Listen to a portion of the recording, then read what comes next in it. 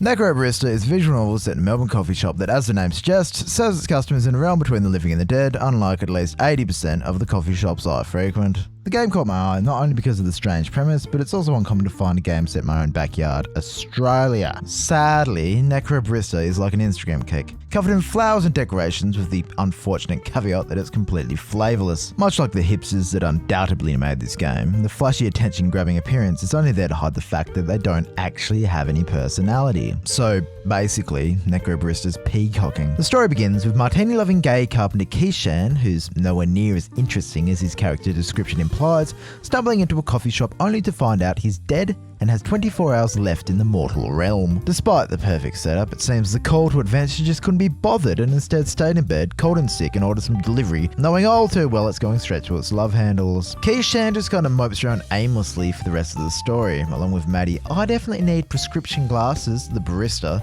who's got a debt of time or souls or something to the "it must be a nightmare working in PR" Council of Death. The allegory for student debt makes sense in a barista game, given customer service representative is the #1 job prospect for liberal arts students. However, the game doesn't actually have anything to build on the metaphor, just a sly nod and nothing more. At first, I thought the story was going to be an examination of communism. The cafe is cashless after all, and the character representing the Council of Death is Ned Kelly, a man as iconic to Australians as sheep fucking is to the Kiwis. Perhaps the council could have represented the old guard, with traditional values, clashing with the progressive ideals of the depressed, debt-ridden millennials in the coffee shop. However, my pleas for some kind of meaning in the story seem to go unheard. Not that every story has to be a social commentary, but considering reading each text box gave me a feeling like I was rubbing sandpaper on my scrotum, some good old genocidal socialist leader did nothing wrong might have helped me endure this snooze fest, along with the several bottles of whiskey, of course. So our heroes are in debt to some kind of death bank, and Keishan only has a few hours left to live.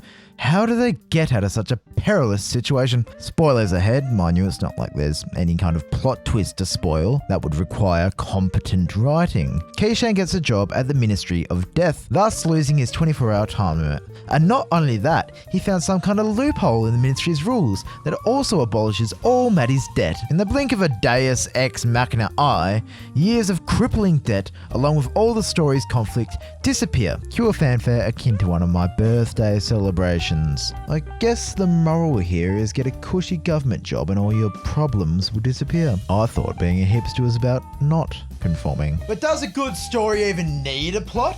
There was that cyberpunk bartending game where you just talk to customers about sod all, and you seem to like that. Yes, well, the characters in Valhalla didn't immediately make me want to throw myself off a bridge. Perhaps Necro Baristas could have worked if they had something to bloody do. I did like Ned Kelly. He was just your average Collingwood supporting, durry sucking Aussie bloke who loves talking footy and has never eaten avocado in his life. The problem is, without his stereotypical bogan mannerisms, Ned's character would be emptier than the Jägermeister shelf during school leavers. There's also a wacky little girl who serves as a kind of attempted comic relief. She builds destructive robots, has wild mood swings, and greets any sudden disturbance with a knife to the face.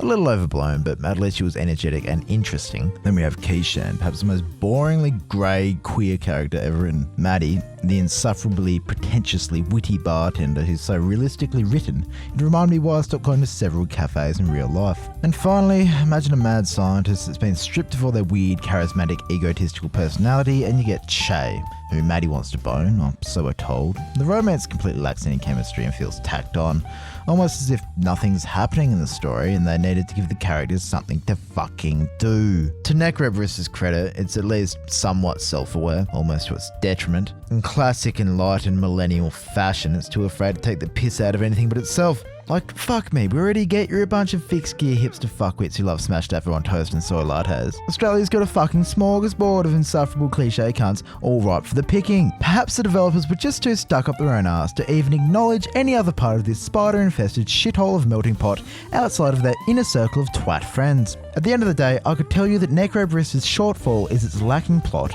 or its bland characters, but its biggest flaw is that it's just plain boring. I don't care about cinematic camera angles and moody music if I can't shake off that "I'm so bored I should put my hands in a blender" feeling I usually reserve for workplace induction DVDs. The visual novel genre, despite the name, can have some awful storytelling. Necrobarista is a prime example. You know you're fucked up when your plot is below par in a genre where the plot is generally referring to the adventures of two overinflated beach balls on an anime girl's chest.